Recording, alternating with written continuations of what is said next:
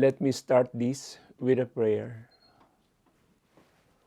Holy Mary, Mother of God, pray for me, a sinner, now and at the hour of my death. Amen. Nais ko po sanang ikwento sa inyo ang mga nangyari sa buhay ko. Nag-umpisa to noong napanaginipan ko ang crucified Jesus Christ sa loob ng simbahan. Nagliwanag yung mukha niya. Tapos, isang gabi naman, napanaginipan ko si Jesus Christ. Ganito itsura niya, oh. Ganyan.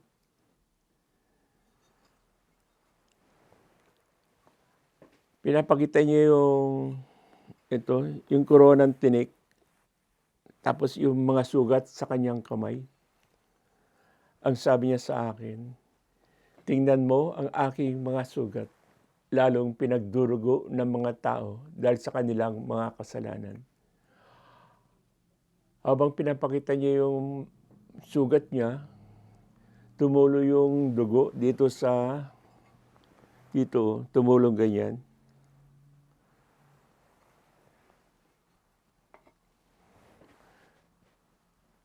Tapos ang sabi ko naman sa kanya, Diyos ko, hindi man masabi ng aking mga labi, ang lubos kong pagsisisi ay maririnig mo naman sa kaibuturan ng aking puso.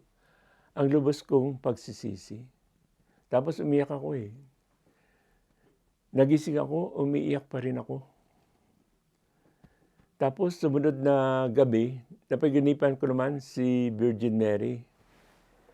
Ito yung nakita ko sa langit.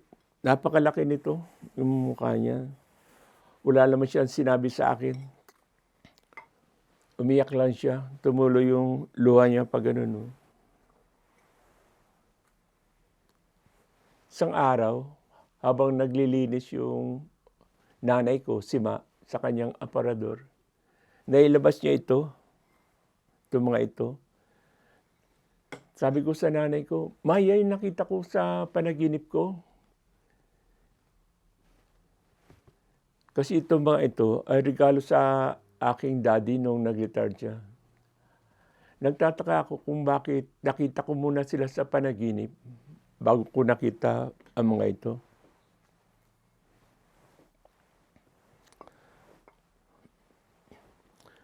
Kaya sinabi ko sa kuya ko yung mga nangyayari sa akin. Sabi ng kuya ko, kasi palagi mo silang iniisip. Sabi ko, hindi ko sila iniisip. Siguro sabi ko, hindi totoo yung mga panaginip ko. Baka nagkataon lang. Isang tanghaling tapat, umiga ako dun sa kama namin para magpahinga. Hindi ko alam kung tulog ako o gising. Nakita ko si Jesus Christ dun sa harap ko. Mga siya, ang suit niyang damit, suta ng light brown. Sabi niya sa akin, ang nagsisisi ng lubusan ay pinapatawad.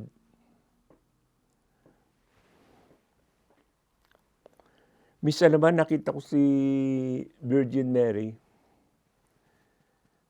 na nakatayo siyang ganyan, tapos mula sa likuran ko yata yun, may lumabas na kidlat na gawa sa apoy. Tapos mula sa kanan ni Virgin Mary, isinulat yung, O Mary, conceived without sin, pray for us who have recourse to thee. Parang miraculous medal, ganito yung tsura, ganyan. Ito yung ginawa ko to kasi gumagawa ko ng rosaryo. Ito, binigay sa akin ng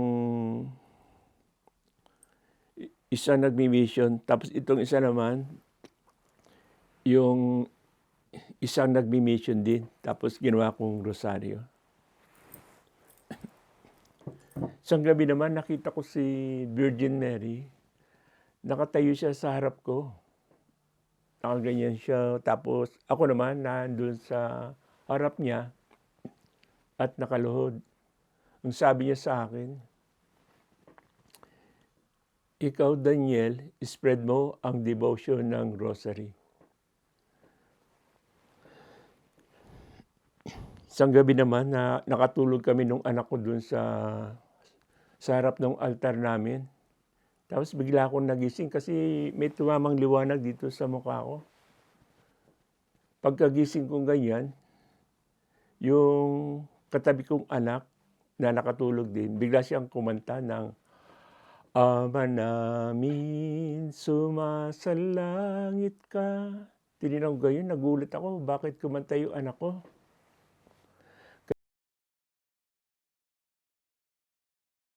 Sa mga panaginip ko, pumunta ako sa pare para humingi ng spiritual guidance. Yung una kong napuntahang pare, isang Amerikano, isang puti. So, kinuwento ko sa kanya yung mga nangyayari sa akin. Tapos sabi sa akin, tinanong ko ng pare, are you sick? Sabi niya sa akin.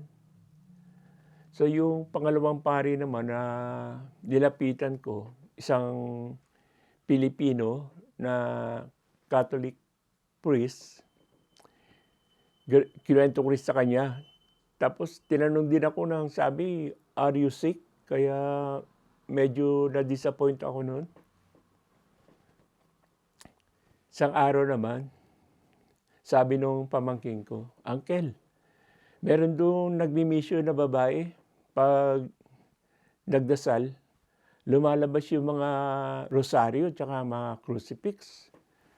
So, sabi ko sa pamangkin ko, ay, hindi totoo yan. May daya yan. Siguro, mahaba yung damit ng babae. Tapos dito niya kinukuha yung mga rosaryo at kung ano pa. Sabi ng pamangkin ko, Uncle, di puntahan mo. Bahala ka na kung anong makikita mo. So sabi ko, sige, pupuntahan ko yan. Pagdating ko dun sa lugar, nakita ko yung babae. Ang pangalan niya, Sister Sotera. Hindi siya naka long sleeve, naka short sleeve lang siya, na kulay puti yung damit niya. Ang nakita ko sa kanya, ang ginawa niya, nagbasa siya ng Bible, nangaral. Tapos doon sa harapan niya, merong isang palanggana na may lamang mga bulaklak ng bougainvillea. Pagkatapos nila magrosaryo, ginano niya yung kamay niya doon sa palanggana. Pagtaas ganyan, may mga nakasabit ng rosaryo. Siguro ang layo ko sa kanya ay mga 10 feet lang. Sabi ko, saan kaya galing yung mga rosaryo yun? Yung rosaryo may kasamang malalaking ostya. Yung design iba-iba. May alpha omega, may krus, may rosaryo, tapos may kasamang maliit ding ostya. Tapos, gumawa siya doon sa direction namin. Kasama ko yung mga tropa ng mga ososero. Walang pumupunta. Kaya, tinuro ko yung sarili kong ganyan kung ako yung tinatawag niya. Tapos gumanon siya.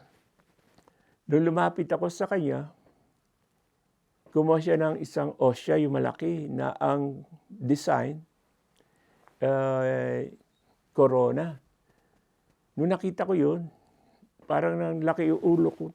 Parang tumayo yung mga buhok ko kasi yun ang corona ni Virgin Mary. Tapos sabi niya sa akin, you see her in your dream. Now this is the proof. Nagulat ako kasi hindi ko to kilala, itong babaeng to eh. Paano yan nalaman na napapanaginipan ko si Virgin Mary? Tapos kumain siya ng rosaryo, tapos sinusot niya sa ulo ko. Ay hindi magkasya kasi maliit yung rosaryo.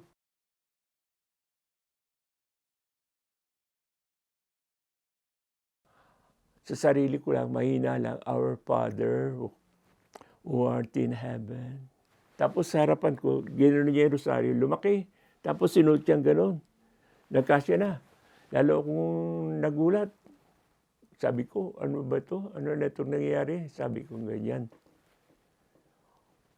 Tapos isang beses naman, nakita ko nagpakuha siya ng tubig sa gripo, sa nilagay sa baso. Akala ko iinom siya, eh. Ang ginawa, binigay niya dun sa mga nandun, mga tambay na usesero. Tapos ininom nila. Sabi ng mga tambay, ang sarap daw. Sarap daw yung lasang alak daw, sabi niya. Tapos one time naman na meet ko si Apo, isang lalaki, ang tawag sa kanya, Apo. So, pumunta ako doon sa bahay nila. Doon sa salas, may altar doon. Tapos nandun yung Apo. Tama pala, aalis sila. Pupunta sila sa isang bahay para magdasal. Sabi niya sa akin, bisa kang tukay. So, nagulat ako. Paano niya nalamang Kapampangan ako? Hindi ko siya kilala, eh. Sabi ko, opo, sasama po ako. Pagdating doon sa bahay, ang ginawa nila, yung Apo, meron siyang katabing isang lalaki. Yung lalaki, meron siyang hawak na Bible ganyan, nakasaradong ganyan, tapos ginanong kung saan bumukas, tapos binasa ng lalaki, tapos sinara niyang ganyan. Tapos yung Apo, ipinaliwanag niya kung ano yung binasa ng tuloy-tuloy. Hindi na nag-iisip, eh. Parang siya yung gumawa ng Bible. Parang tape recorder na tuloy-tuloy. Sabi ko, galing nito, ah. Siguro siya yung makakatulong sa akin. So, nilapitan ko siya. Tapos, sabi ko, Apo, baka matulungan niyo ako. Hindi ko pa sinasabi sa kanya yung mga nangyayari sa akin. Nangaral na siya.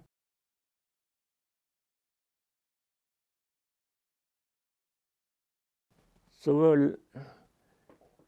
naisip ko na maghanap ng isang exorcist priest. May nagsama naman sa akin doon sa isang exorcist priest, Catholic exorcist priest. Kwan daw yun, eh, dating sakristan ni Father Pio. Tapos ang ginawa nung pare, nagdasal siya, tapos kumuha siya ng malaking krus, eh. Tapos ginanon sa mukha ko. Tapos wala namang nangyari. Ganon din yung ginawa sa akin ng isang visionary daw yun. Ginanon din yung krus na dala sa mukha ko. Wala din nangyari. Tapos nabalitaan ko na isang Irish Catholic priest na meron daw siyang gift of discernment. So, pinuntahan ko siya. Pagpunta ko sa simbahan, tama-tama, palabas na siya. Tapos sinabi ko sa kanya na, Father, sabi ng mga tao, may demonyo daw sa katawan ko.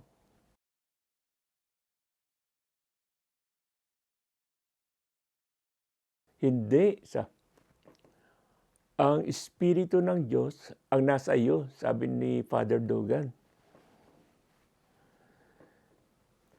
Isang araw naman, nung papasok na ako sa trabaho, pupunta na ako sa banyo para maligo. Habang naglalakad ako doon sa passageway, sa hallway, may narinig akong ungol. Sabi, gano'n, ang lakas. Sabi ko, demonyo yun, ah.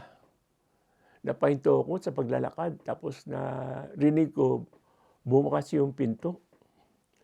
Tapos umuungal pa rin. Gano'n. Lumapit sa likod ko, ang lapit niya, eh, yung hangin galing sa bibig niya. Nararamdaman ko dito sa bato ko, gano'n kalapit. So, inihintay ko na lang kung anong gagawin niya sa akin. Wala naman siyang ginawa sa akin. Tapos bumalik na siya kung saan siya nanggaling. Umuungol pa rin. Ang ikukuwento ko naman yung tungkol sa mga healing na nangyari. Hindi lahat nung aking pinray over gumaling. May gumagaling, merong hindi gumaling, hindi ko alam kung bakit. Nangyari yung unang healing nung isang gabi, yung misis ko nagkaroon ng maraming butlig sa hita, sa binti, tsaka sa paa. So naisip kong kunin yung langis na ginagawa pag mahal na araw. Tapos pinunas ko dun sa binti at paa ng misis ko. Parehong paa meron siya. Tapos kinaumagahan, wala na kami nakitang butlig, wala lahat. Tapos isang araw naman, yung kasama namin sa household, sa Couples for Christ, si sister, umiiyak kasi sabi nung doktor sa kanya, meron siyang tumor sa matris. So sabi namin sa kanya, humingi siya ng second opinion. Yung resulta ng second opinion, ganun pa rin. Meron talaga siyang tumor sa matris. So nagpa-schedule siya ng surgery ng Lunes. Sabi ko kay Mrs. ng Linggo, pupuntahan ko si sister sa simbahan para i-pray over siya, baka gumaling siya. So pinray over ko siya. Tapos kinabukasan, pumunta sila dun sa General Hospital. Nung pagpunta nila doon, meron silang nakausap na babae. Sabi sa kanya, magaling ka na, magaling ka na. Pero hindi nila pansin kasi sabi nila baka nasisira ng ulo. Kaya natuloy yung surgery. Noong binuksan yung katawan niya, wala silang makitang tumor. Hanap sila ng hanap doon sa tumor, wala silang makita. Kaya kinausap nila yung mister kung pwedeng appendix na ang tanggalin. Pumayag naman si brother.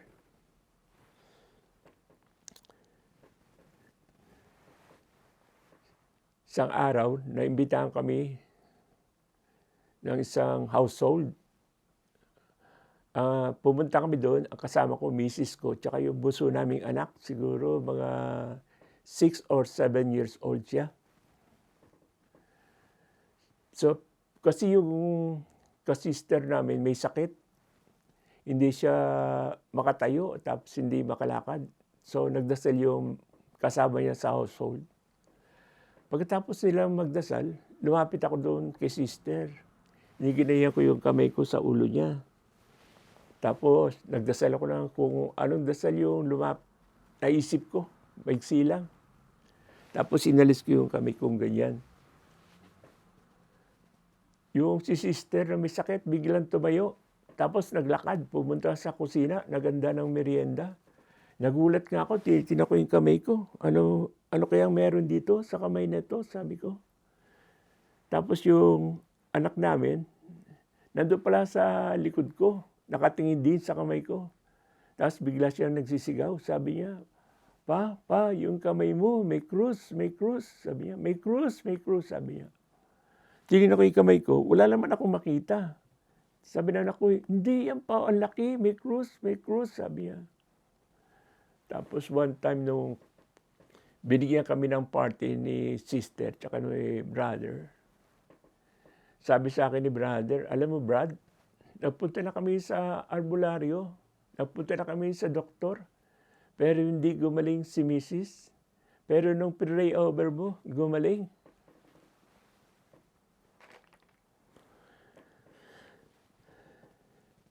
Minsan naman yung Mrs. ko, kasi sabi ng doktor, pag umabot na sa 50 years old, magandang magpa-colonoscopy yung tao para makita kung may polyp sa colon. Kasi yun daw polyp, yun ang nagiging dahilan kaya nagkakaroon ng colon cancer. So, nagpa-colonoscopy yung misis ko. Pagdating sa bahay, Sabi ng misis ko, masakit yung tiyan niya. So tinawagan namin yung doktor, binigyan naman siya ng reseta, tsaka binili namin yung gamot. Pero hindi pa rin naalis yung sakit ng tiyan niya. Tapos nung pumasok siya dun sa CR para umihi, paglabas niya sabi sa akin, "Pa, tingnan mo to, oh." Nung nakita ko yung inodoro, punong-puno ng dugo. Hindi ba pag hindi ginagamit yung inodoro, may mga tubig doon? Imbes na tubig, puro dugo yun. Sabi ko, dugo ito ah. So, ang ginawa ko, kumuha ko ng isang bottled water, tapos dinasalan ko na sana yun ang maging gamot niya. Tapos ininom ng misis ko. Pagtapos doon, pumunta na kami sa emergency. Sabi nung doktor doon sa emergency, sabi sa misis ko, "Don't you know that you are in a very serious condition?" So, kinabahan ako. Sabi ko, delikado yata ito ah. Kasi serious na, meron pang very. Sabi ng doktor, ikiklip daw yung sugat, o kaya bubuksan siya, itatayin yung sugat. Malalim daw yung pagkatanggal ng polyp. Sabi ng doktor. Pero noong inaasikaso ng doktor, unti-unti na raw nawawala yung paglabas ng dugo. Kaya nung pagkatapos linisin yung bituka niya, nung ipinasok yung camera para tingnan ko ano na yung nangyayari sa sugat, sabi ng doktor, magaling na yung sugat, may langib na raw, sabi niya. Kaya sinalina na lang siya ng dugo kasi talagang maraming dugo yung lumabas sa kanya.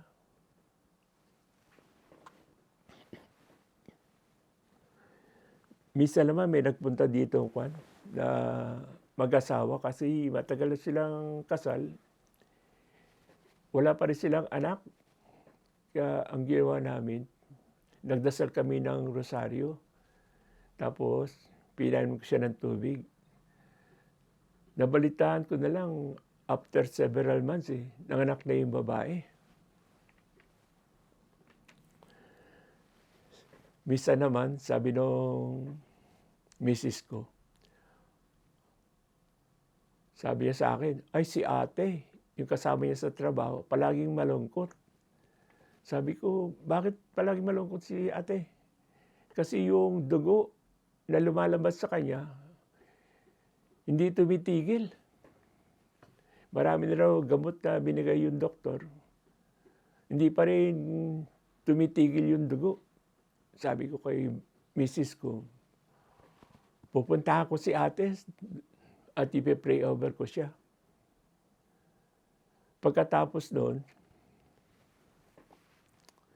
sabi ni misis ko, "Ay, palagi nang masaya si ate kasi tumigil na yung dugo."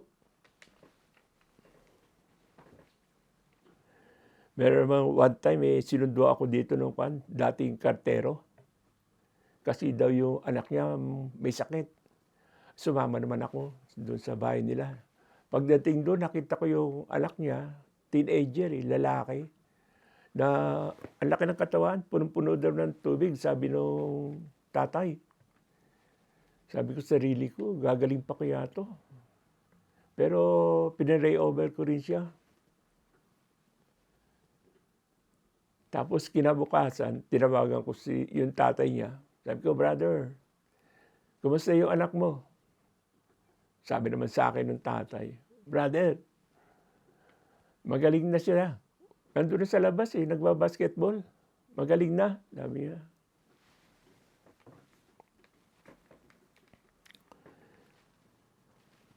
Minsan naman may sumundo sa akin. Dahil yung lalaki, nagkaroon sila ng aksidente na head-on collision daw. Pumunta kami dun sa bahay nila, malapit sa Kaupalas So, nagdasal kami ng rosaryo. Yung lalaki, nakasaklay ganyan Pagkatapos namin magdasal ng rosaryo, yung lalaki biglang binitawan yung dalawang saklay tapos naglakad ng paikot-ikot do'n sa salas nila.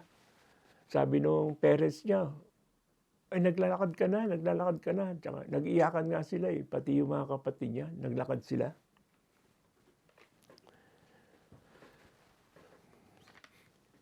Minsan naman yung kasama namin sa trabaho, may sakit pala. Kaya sabi ko dun sa kaibigan niya, punta natin yung may sakit sa Antioch at i-pray over ko baka gumaling. So pagdating namin sa Antioch, inabutan ko yung babae. Meron siyang ice bag, ginaganon sa ulo niya, oh, tapos baba, tapos taas, ganyan. Masakit daw yung ulo. Sabi ko, kailangan ko na yata i-pray over si sister para gumaling na. Kahit hindi pa kami nagdadasal ng rosaryo. So, pray over ko siya, hinawakan ko yung ulo niya ganyan. Tapos, yung pagdating ng mister niya, nagdasal na kami ng rosaryo. After that, napansin ko, si sister, hindi na siya naggaganon ng ice bag. Tsaka palagi na siya tumatawa. Sabi ko, magaling na yata si sister, ah. Tapos kinuwento niya sa akin na palagi daw siyang dinadala sa emergency. Marami na siyang nainom na malalakas na gamot pero hindi pa rin siya gumagaling.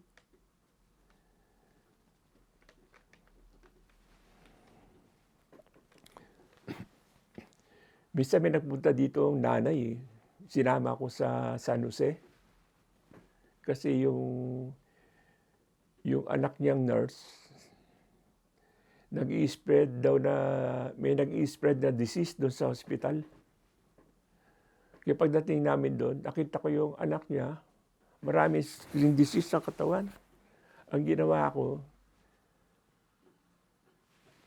kumaha ko ng bottled water, tapos dinasalan ko, tapos iginanon ko sa kamay ng nanay. Yung nanay naman, iginanon sa katawan ng anak niya.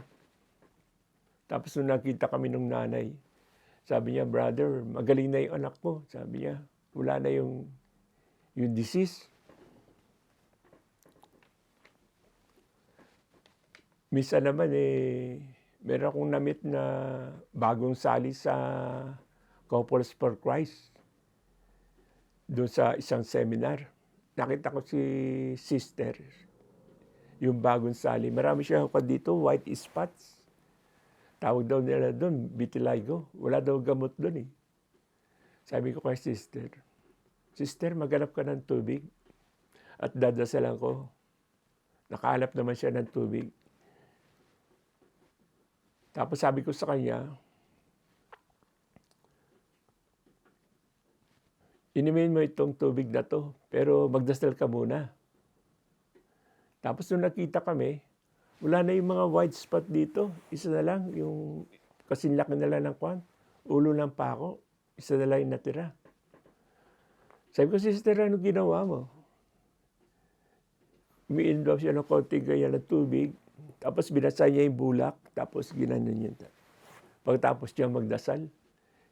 2 babae yung na-meet kong gano'n, eh. Pareho silang gumaling.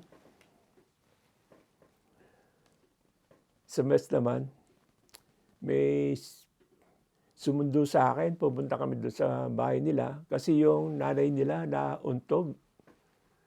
Doon sa may garay daw. Nagkaroon ng blood clot yung ulo. Tapos na-operahan sa ulo. Tapos nung nakita nung chinek up yung ulo niya, meron pa raw blood clot. Kaya i-operahan ulit siya. Kaya bago siya ma-opera, may nagsama sa akin doon sa bahay nila. Doon kami nagdasal ng rosaryo. Tapos sinuwakan ko gano'n yung kung saan yung blood clot na sinasabi. Tapos nung chinek up ulit siya ng doktor, sabi ng doktor, wala na yung blood clot. Nag-iiyakan na nga sila, doon. Tapos binigyan ko na yung babae ng isang rosaryo. Gumagawa ko ng rosaryo, na binimigay ko ng walang bayad. Dinala sa San Diego. Kasi yung kamag-anak nila doon, ilang linggo nang nakakoma. Dumating sila doon, gabi. Ang ginawa nila doon sa nakakomang pasyente, pinahawak yung rosaryo, ganun. Pagbalik nila kinaumagahan, gising na yung pasyente. Sabi nga nung mga doktor tsaka nurse, miracle, sabi. Sa miracle, sabi ganyan. Nagising yung yung nakakoma.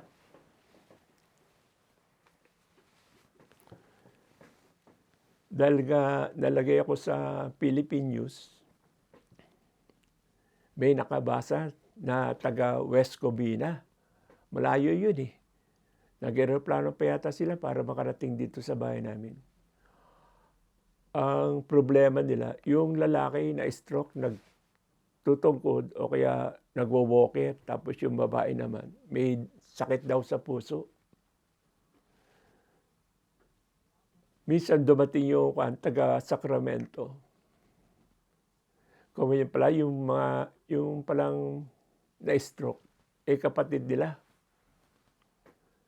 Kaya sila punta dito, nabalitaan nila yung kapatid nila, hindi na nagtutungkod o nagbo-walker. Umuwi daw mag-isa sa Pilipinas, nagbuhat ng bagahe. Kaya pumunta din sila sa bahay kasi may sakit din sila. Tsaka yung misis daw, nung nagsasaklay, yung nagtutungkod, magaling na, malakas na. At nag-lawn mower doon sa garden nila. One time naman, nandun ako sa birthday party nung isang kasister namin doon sa Milaka Restaurant. May lumapit sa aking babae, binibigyan ako ng pera. So nagulat ako ganyan, sabi ko, bakit mo ako binibigyan ng pera, sister? Kasi yung auntie niya yata, o nanay niya, gumaling. Sabi ko, ano pong naging sakit ng nanay mo o auntie mo? Kasi daw pag uminom ng tubig yung pasyente, ayaw pumasok sa tiyan, lumalabas sa ilong. Magaling na raw. Sabi kaya binigyan ako ng pera. Sabi ko, huwag mo na akong bigyan ng pera, sister. Hindi ako nagpapabayad. Sabi niya, hindi Brad, tanggapin mo to kasi talagang para sa iyo to. Tapos nilalagay sa bulsa kong ganyan. Sabi ko, wag sister. Nilagay. So, pagdating ko sa bahay, kinuwento ko kay Mrs. yung nangyari. Sabi ko, binigyan ako ng pera, Tapos ginanong ko. Kita ko, 1-0. At $10, sabi ko binigay. Dahil nakatupi yung pera. Nung buksan kong ganyan, meron pang isang zero. $100 pala ang binigay sa akin. Sabi ni Mrs. ay, balik mo yan, sabi niya. Sabi ko, hindi ko na may babalik to kasi hindi ko kilala yung nagbigay.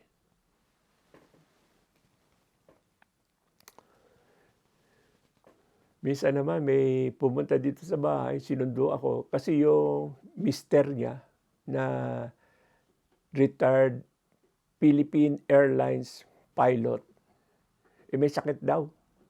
So pag punta ko doon sa bahay nila, nakita ko yung lalaki, nakahiga lang sa kama, hindi masyadong gumagalaw dahil pag gumalaw daw siya, masakit. So, dawakan ko siya kung saan masakit. No? Tapos nagdasal kami ng rosaryo. Tapos sabi ng misis, brother, gumaling na si mister, sabi niya. Dahil meron silang scheduled na therapy, naka-schedule na yon. Nagpa-therapy yung lalaki. Ang nangyari, bumalik yung sakit niya, hindi naman siya makagalaw, masakit na naman. Kaya sabi ko kay brother, yung retired pilot, sabi ko, brother, gumaling ka na Nagpa-therapy ka pa. Sabi ko. Misa pumunta ako doon sa ospital kasi merong sa tenga ko, may umuugong o gano'n. ayaw mawala-wala. Pumunta ako sa EENT, Eye, Ear, Nose, Throat Specialist.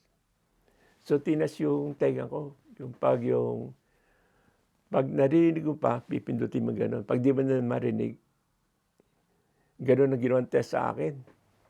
Tapos sabi sa akin ng doktor, I cannot help you, sorry. So nalungkot ako nun kasi specialist na to hindi ako matutulungan daw.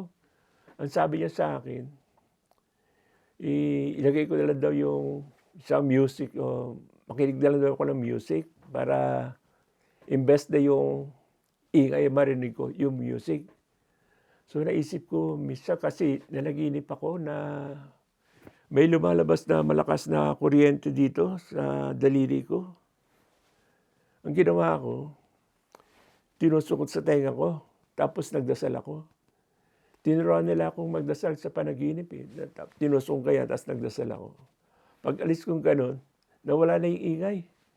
Sabi ko, Diyos ko, salamat po. Meron namang isang lalaki na nakilala ko. Meron daw siyang katarata. Sabi nung unang doktor, isa-surgery na siya, tatanggalin na yung katarata.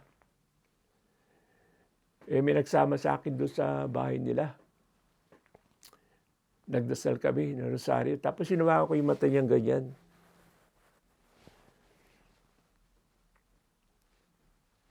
Tapos sabi niyang lalaki, lumuha daw na lumuha yung mata niya. Noong pagpunta niya doon sa pangalawang doktor, sabi ng doktor, bakit daw siya opera sa katarata? Wala naman daw siyang katarata. Nawala yung katarata.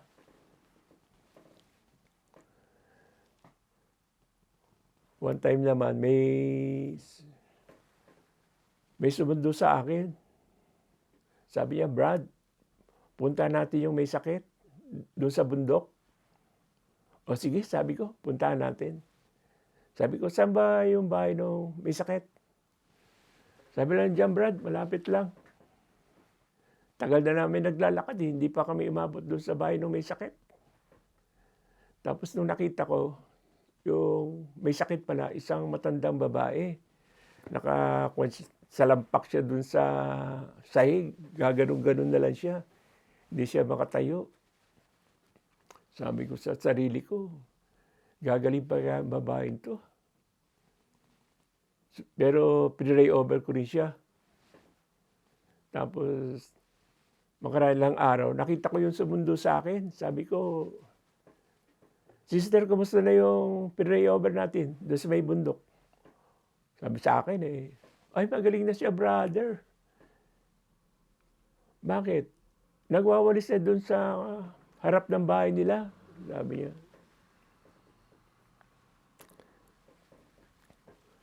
Minsan naman nung habang nag-assault kami, sabi ng misis ko sa akin, hindi na raw niya kami makita. Tapos yung kulay ng mukha niya nag-iba, tapos tumabingi yung bibig niya ganyan. Kaya nagkagulo kami noon. Sabi ng mga kasama namin sa household, tumawag na ng emergency, 911. So, tinanong ko yung misis ko. Sabi ko, tatawag na kami ng 911. Sabi niya, wag. Punta lang tayo sa CR, sabi niya sa akin. So, pumunta kami doon. Kaya pala nagyayasa doon para ma-pray over siya na kwan. Kasi talagang nagkakagulo na doon sa salas. Tapos sabi niya nung na-pray over daw siya, para siyang bulaklak na gumanon. Tapos gumanon na naman siya, bumukad. Lumakas na naman siya. Tapos bumalik na kami doon sa mga kasama namin. Kasama na siya sa pagkakanta. Gumaling na siya.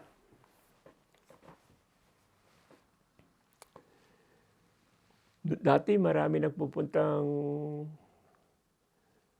tao dito sa bahay. Nabasa nila sa dyaryo. Habang nagdadasal kami, may isang babae, doon siya nakaupo sa banda roon. Biglang tinaas yung mga kamay. Sabi niya, itataas ko na yung kamay ko, itataas ko na yung kamay ko. Eh, hindi pa kami tamas magdasal ng rosaryo. Sumisigaw na siya. Tapos kinuwento niya sa akin na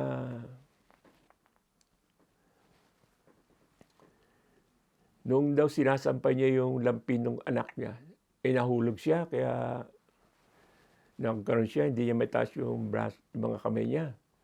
Marami na raw gamot na siyang iniinom. Umiiyak na nga raw siya dahil doon eh. Tapos habang nagdadasal nga kami, naitaas niya na yung kamay niya. Ngayon yung anak niya, may asawa na. Ganun katagal yung sakit niya.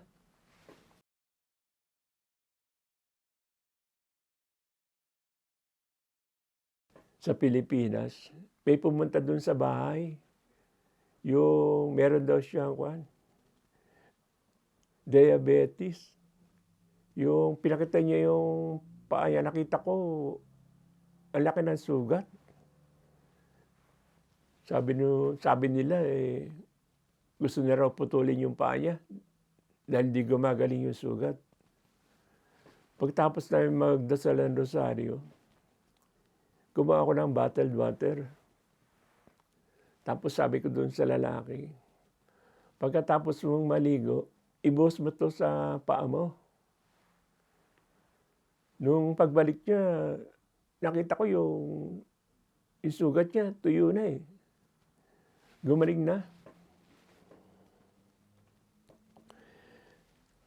Minsan naman, may kasama ako sa trabaho. Nagtatrabaho siya sa 4th floor. Ako naman sa 3rd floor.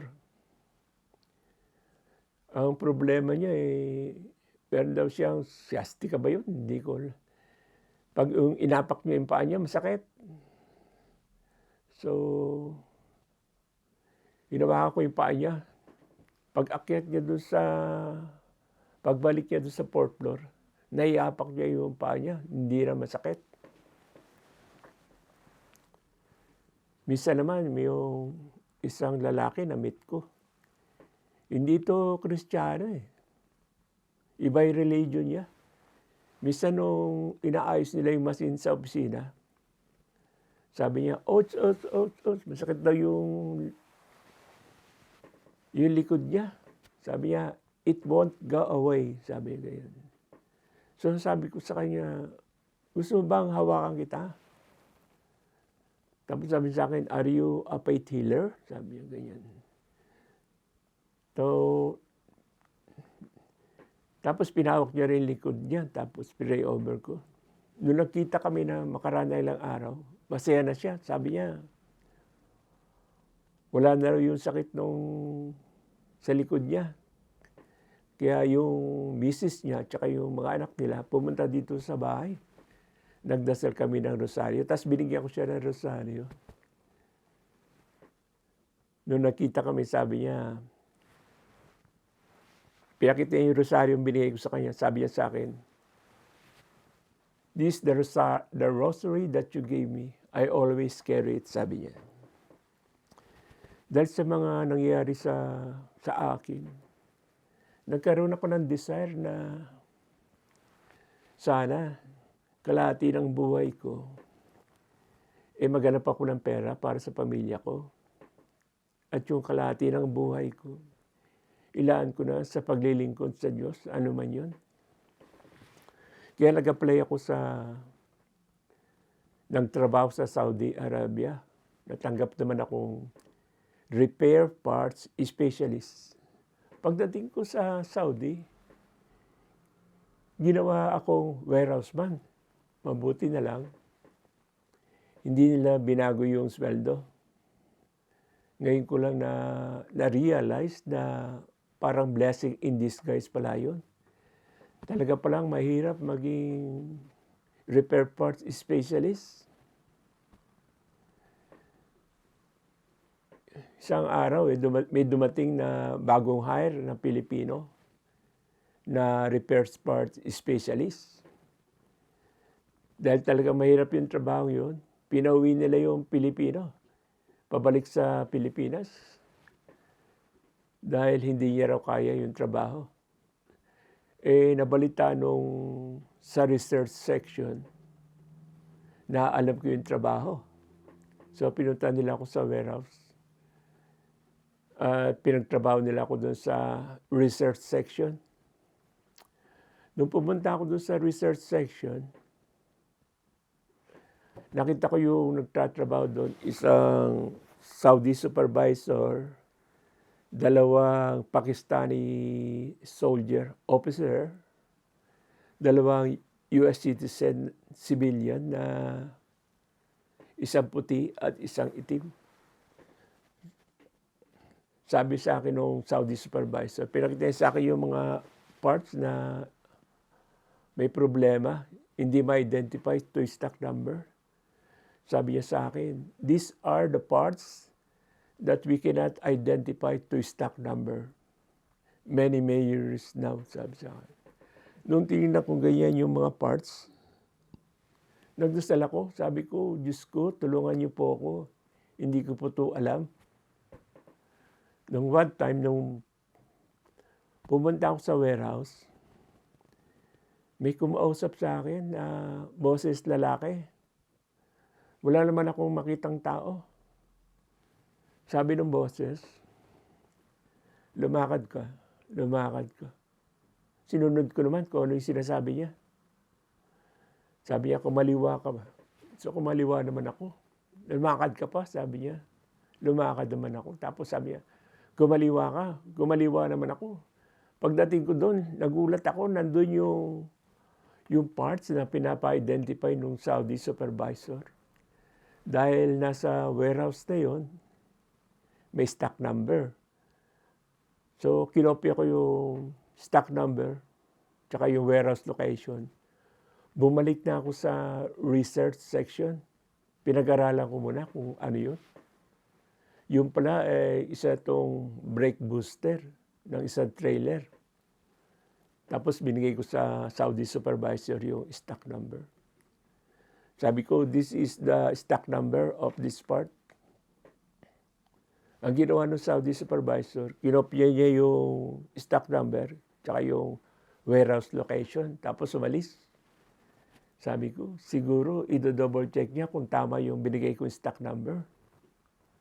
Pagbalik nung supervisor, sabi niya sa akin, Garcia, this is the correct stock number. You know your job, sabi sa akin. Sabi ko, salamat po. Tapos one time naman, nagkakagulo sila. Silang lahat doon, yung supervisor, yung dalawang Pakistani, tsaka yung dalawang US citizen. Nandun sila sa isang mesa. Meron silang parts na ina-identify. Ako, nanonood lang ako sa malayo. Pinapanood ko lang sila. Matagal hindi nila masolve yung problem kung ano. Lumapit sa akin yung Pakistani soldier, yung officer, lumapit sa akin. Sabi niya, we cannot solve the problem, sabi sa akin ng officer. Probably you can do it. So, lumapit ako dun sa lamesa. Nung tinignan kong ganyan yung parts, nagdasal ako, sabi ko, Diyos ko, hindi ko po to alam. Tulungan niyo po ako. Pinaisip sa akin na, kasi yung research section, napapalibira ng mga libro. Pinaisip sa akin na iganong ko raw yung kamay ko. At yung tama ng kamay ko, doon ko raw hanapin. Sinunod ko naman, so ginano ko yung kamay ko, may tinamaang libro doon sa likuran ko. Tapos inilagay ko sa mesa. Tapos binuksan ko yung page. 1, 2, 3, 4. Hindi pa ako maabot sa 10 page.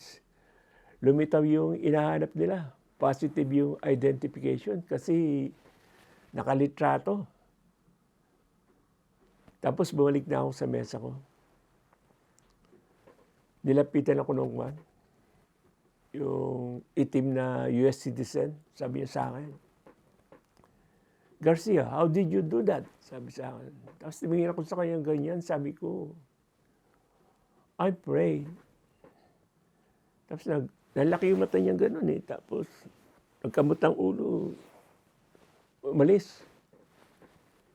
Kung sila nagtataka, lalo na akong nagtataka kasi hindi ko alam na nandun yung parts na yun.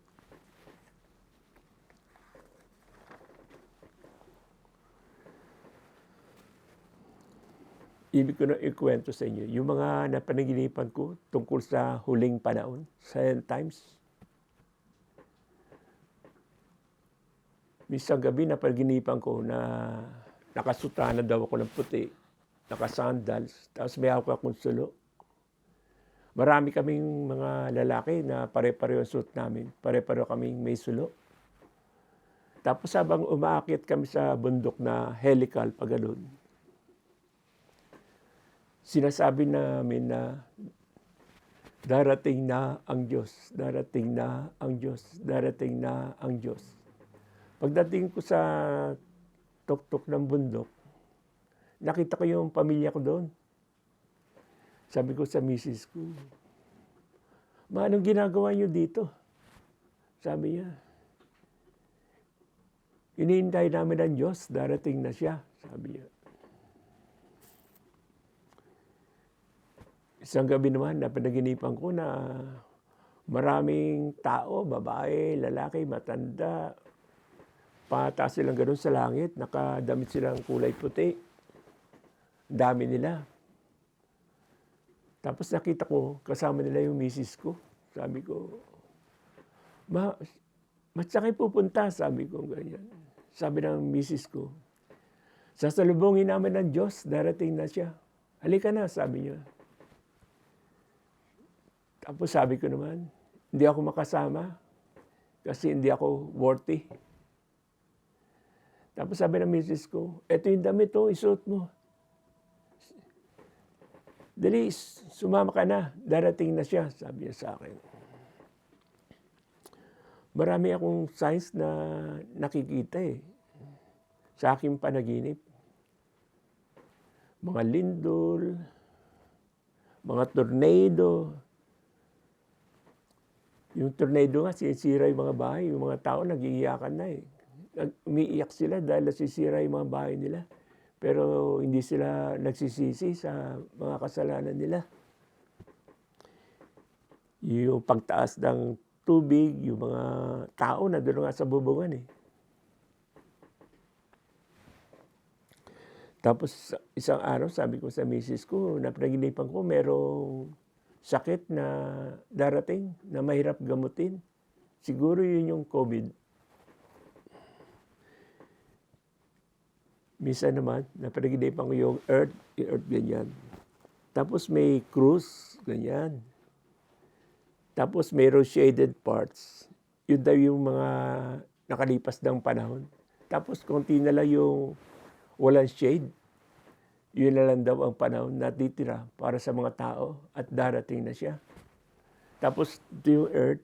Tapos sa ibabaw ng earth, merong kalis. Tapos yung kalis, tumutulo yung dugo kasi puno na ng dugo yung kalis. Tapos sa ibabaw ng kalis, merong ostya. Minsan naman na paginipan ko yung earth,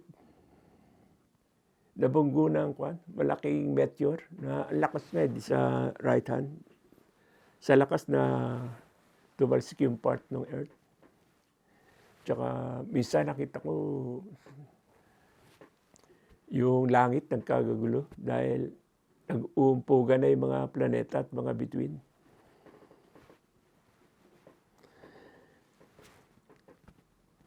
One time naman, panaginipan ko na nakalutag daw ko sa hangin ganyan.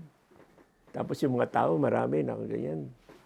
Sinasabi ko sa tao na kung bakit nangyayari ang mga signs na yon. Sabi ko dahil darating na ang Diyos. One time naman napanaginipan ko maraming tao, merong isang batang lalaki na may hinahanap.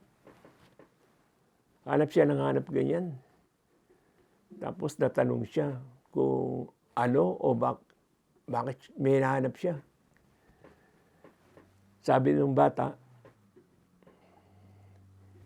hinahanap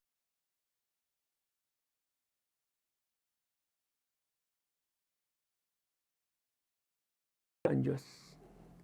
Tapos lumapit sa akin yung bata. Sabi ng bata, ikaw yung hinahanap ko, sabi niya.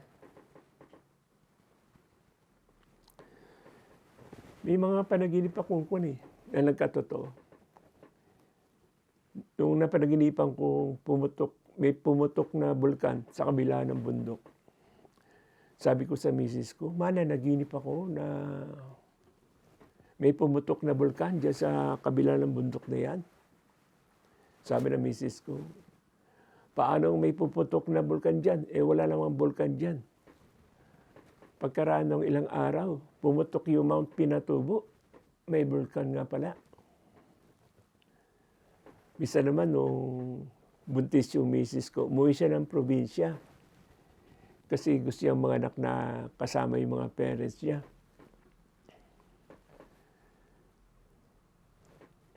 Nung umuwi ako,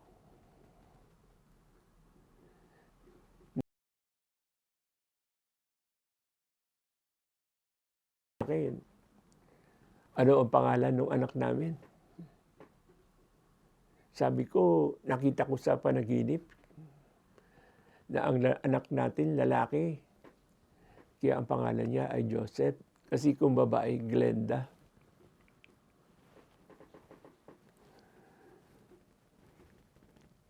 Isang araw naman kasi nagkasakit yung daddy ko na bedridden na siya. Hindi na siya makabangon.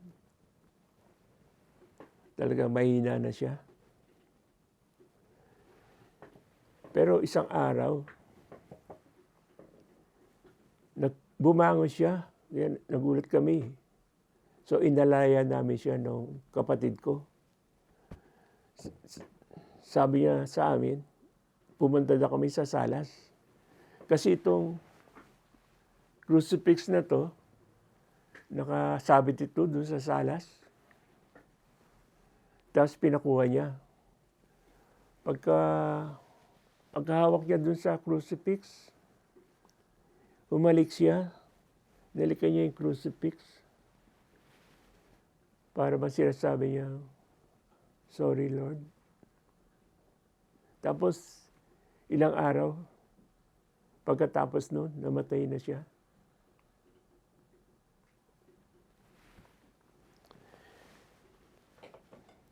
Ito naman yung crucifix na napulot ko doon sa probinsya nila misis.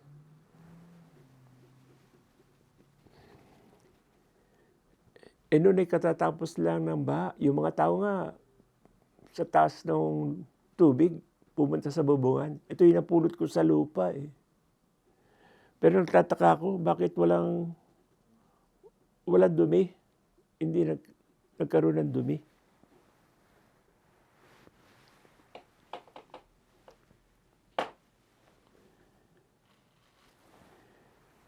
Ito naman yung rosaryo na, isa sa mga rosaryo na lumabas nung nagdasal si Sister Sotera. Kaya ang rosaryo nito hindi gawa to ng tao.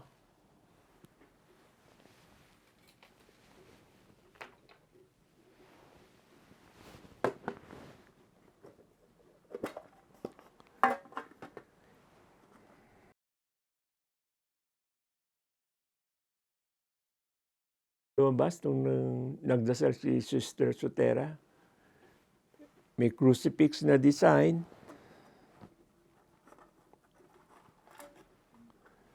Merong Alpha Omega na design. May maliliit na ostya.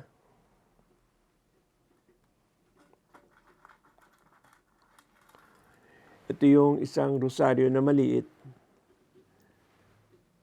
na nasira na. Ginamit ko sa isang pasyente. na ewan ko bakit naputol. Tsaka 'tong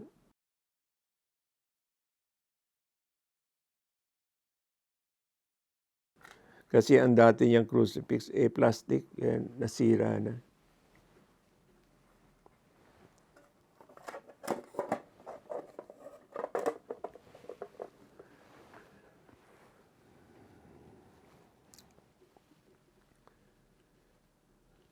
Ito naman yung kuwan, ako nag-drawing nito, itong ginamit ko colored pencil dahil nga malimit ko sila mapanaginip. Nagkaroon ako ng desire na i-drawing ito ng malaki. Kaya 'to, kapag break time dun sa NSD, dino-drawing ko siya.